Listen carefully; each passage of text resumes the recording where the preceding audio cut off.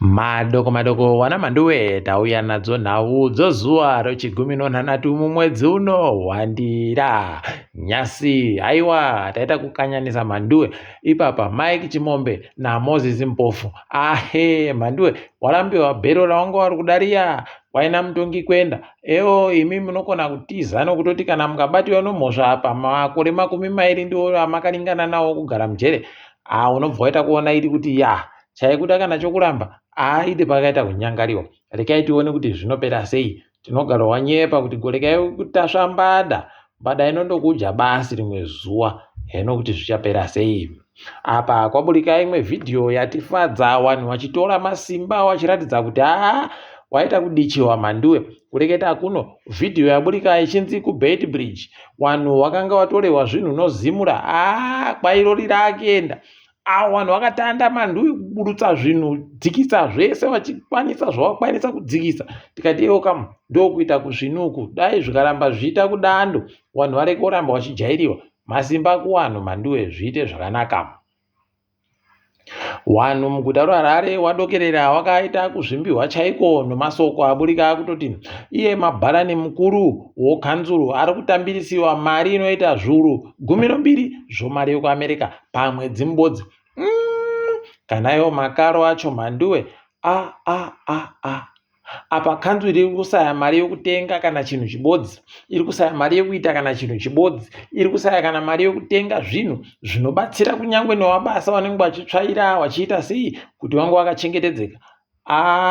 Idi manduwe, idi nyika yedu inoda kuita kurutsisiwa chaiko maitiro akaita kudari. Izvi zvisvinuba izvi asi tiri kutenda kutoti wanhu wazvifumura. Rekai tigoona kuti zvichaitika sei peno iye Garwe achasiya zvakadando heno tinenge tichikunyepai. Wanotora mari dzohurumende wozimura wagoti wanhu wakaita sewanodhirowa mamiriro dzimba, kuita sewanhu wanoisa izvo matairi, kuita sewanhu wanovaka mabhiridha nevamwe wese vari kufanira kunyoresa kuti wagobhadharisiwe mari dzomutero. Hwendo hunoisu kunasai paripe pauri kuda kusiya manduwe. Saka ipapa kwai anenge azobatiwa asina kunyoresa kubhadharisiwa choupenzi chinoita kuhwadza chokuti unozvirekera manduwe. Rekai tione kuti zvichapera sei. Asi tiri kuona mumwe achizochema ipapa kunyanya wakuru wehurumende. Nyasi kunyika yese nzvimbo zhinji dzanga dzakaringirwa kuti dzichaita mvura yakanaya. Tatorwadziwa fani kuti kwedu Buja mvura iyi yandoita kundoita kupfira basi kuita zvekuti chikara riri rinakidze wanhu. Manduwe wendo huno inyahwa yakatokwe handidi. Zvinoita kuhwadza nzara yakaita kuringana newanhu kudarika iri bechisvinu. Rekai tione kuti zvichadini. Tanyepiwa kuti kwaMutare kwainge iri kuita kunaya ichitakurana nomarata wawanhu, ichitakurana nomiti ichibva yaita mhepo svinu chaiyo.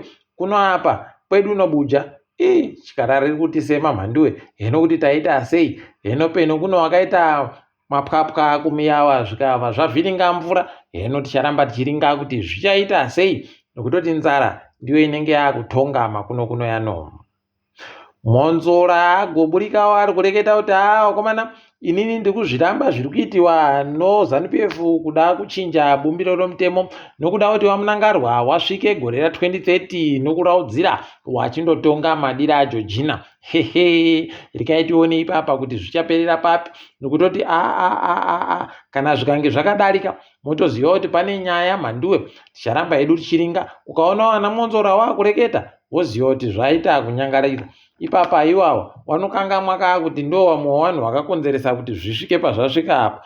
Washman Ncube ndiye abva atoita kushamisa wanhu wese kuti aribe kana chibodzi kana kukosora hache manduwe kwaaita pane zviri kuitika zvese izvi. Kureketa kwese kwaChabangu kuti tiri kutsigirana wamunangarwa kwese haribe chaareketa. Kuita kwese kwokuti ZANU-PF iri kuda kuchinja bumbiro romutemo kairi paribe chaari kureketa. Manduwe tichinobata rinopikisa nyika izvi hurumende iyi. Heno rekai tione kuti zvichapera sei. Asi muri kundozvionera Megani kuti chii chaizvo chiri kuitika. Apawo mapurisa nyasi agoburitsa kuti kubva zuva rechigumi noshanu romwedzi wapfuura kusvikira nozuro uno vanhu vanosvika 150 vakaurayiwa mumugwagwa 155 pachirungu. Apa 337 938 pachirungu vai wakakuwadziwa. Migwagwa yedu inoita kumedza mhanduwe, inoita kukambura. Ukandoita zvokutamba ipapo unochohwa uchikamburiwa mhanduwe, pakaita kunyangariwa. Tiri kutenda yawe wari kuramba wachindotichengeta nhongoro dzomoto dzatinotenderera nadzo dzivi. Kwaburika ipapa wanhu wari kunzi wari pahwizi hwomazoe wakomana kuita nozviya zvipakura ivhu izvi zvimaeskavheta pachirungu. Mhanduwe wari kuita zvavanoda madira aJorgina, wari kuunga goridhe. Muitiro wakadaro unobva waita kuona kuti kuziva kuti pano wakuru waripo, nokutoti izvi zvipakura ivhu zvabvepi mhanduwe, chinobvepi icho chipakura ivhu? Mbane ano mari yokuchitenga kuvanhu wese wemakorokoza iwaya, paribe ano mari yokuchitenga. Wotoziva kuti kuno wakuru waripo watochitenga wakati ngachiende chotsvetsiwa apa chiite basa. Panoera kunyangadza. Zvaburika pachena kuti waribe basa nokumirako nharaunda, waribe basa nokusayikako mvura muhwizi, waribe basa zvakareketiwa nehurumende. Ndiko saka zvichizonzi novakuru iwawo ndo vanenge wakonzeresa, ndo vanenge watoti kunge wari kukaisira imbwa kuti dziende kobata nyama. Rekai tione kuti zvichapera muchechere kana zvatanikiwa kudari. Mukuru womajere Moses Chiobvu agoreketai kutoti kwaizvezvi tafunga kuita zviobvu nonzvimbo dzaiita zvokuurayiwa vanhu wachinzi watongerwa kupfawai. Ipapa kwaita kutoda kutoti dziite nzvimbo dzinouya vanhu wari kuuya koita urendo wachiya kuti vatawanyepa nokuwaratidza nzvimbo, museum pachirungu. Rekai tione kuti wachazvikona chere izvozvi kana kuti zvinenge zvichipera sei. Tinoramba hedu takandolinga. Nyika yoCuba kwaiya gonzi yapaZimbabwe, imwe michina yaisenzesiwa panguva yohondo kare kuti wauye koitsvetsa imo munzvimbo zvakaitika kare, War Museum, Liberation War Museum pachirungu. Rekai tione kuti zvine chazvichaunza chere zvino ticharamba tichikunyepai. Nyasi wawingidhi wagonziwo waitiwa ndiwo mumwe wevanhu wachakona kuvhoterwa kuti wakapenga pamusambo wodhanso pane inonzi International Reggae and World Music Awards. Tikuti makorokoto kundoisiwa zita rawo ipapo ndokuzvino tinoramba tichizvitenda. Dhamu roinsiza kwaipapa rakuvhiringa vanhu vakushira kuti rinokona kuwadhirikira nokutoti rakatsemukira. Mhanduwe ukaona ratsemukira kudarika chiziva kuti painyangariwa. Rikairamba richikuriwa nomvura, mvura inosimba rinobva rapaduka mhanduwe, kupadukira chaiko, kupadukira kunge paribe chizvino kunonikisika zvino padzasiyo kwatinenge richienda ikweyo. Vanhu vanotokana kuweredziwa chaiko kana dhamu riri rikapaduka. Tikundonamatira kuti rireke kupaduka, paite simba rekuzoita kuti wozinwa waite zvokurinhadzirisa riite zvisvino. Ipapa wozinwa wari kuti hwadzafani kutoramba zvawo kuti nyepa kuti dhamu redu rokunyadire radira kusvikira papi kureketa kuno. Tiri kuhwadziwa nazvo fani nokutoti ndo kunobva mvura yedu kaisumabuja. Rekai tirambe hedu tichizviringa.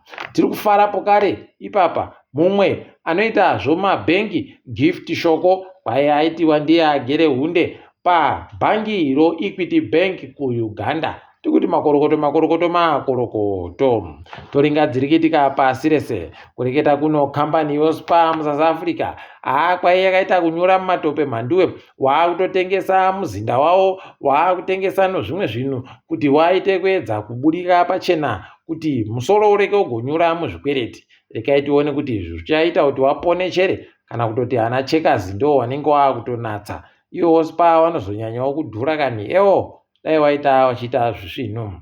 Ipapa wapo kare kwano vanhu vari kudaidzira kutoti vakomana dai zvaitika zvakoneka kutoti kuitiwe imwe komisheni pokare inoringa kuti vanhu vakapfa kuStilfontein wagopfa sei, zviri kutekaira sei.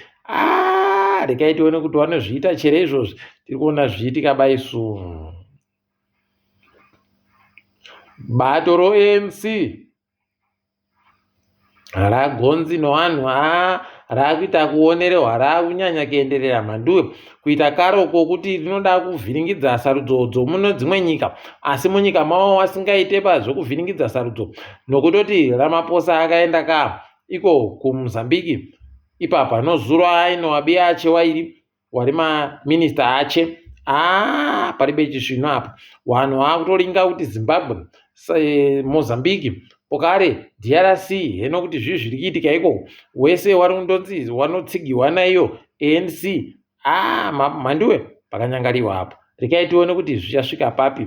Uku kuMozambique zvinenge zvaakutoningisika kutoti kwatono hurumende mbiri chaidzo heno kuti dziri kunyatsotekaira sei. Chiri kuzikana pachena kuti Chapo ndiye akaisiwa maisirwo anoita vanhu nehurumende, asi Mondlane ndiye anodiwa nevanhu. Paakutoita kuningisika kuhwadza ipapa, nokuti uyu anenge achireketawo zvache, uyu achireketawo zvache. Tichaona hedu kuti Mbani achatora chimuti.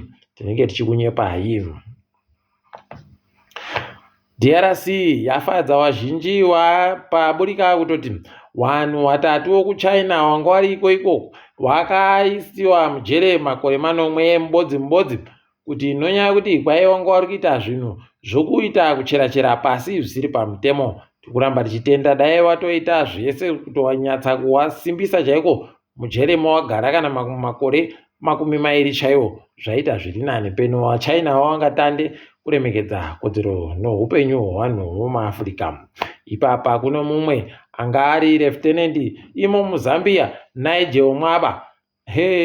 Kwai ipapa aanzika agare mujere upenyu hwese nokuti akauraya Dhokota Tasira Tembo. Aiwa idinga agare mujere. Anoita zvokuponda kudari tinowadaba izvezvi. Rekai tione kuti ichaperera papi nyaya yacho. Tiri kufara mhanduwe kunyepai. Tiri kufara kunyepai kutoti chikwata choManchester United chabva kuabhogedza 3 magobhora nokabodzi kuSouthampton. Aiwa kuhwina mhanduwe, kuhwina kusvinu zvokutoti ipapa muchaona wafana waya vanenge wazaza manje mastatus yavo waakuti Man United kubhura wanhu. Rekai tikuona vanofarisa kana wahwinawo kudari. Rekai wafare, ndio nguva yacho. Tiri ipapo mabuja tagumira pano kwanyasi. Ndini wenyu mhanduwe onawo.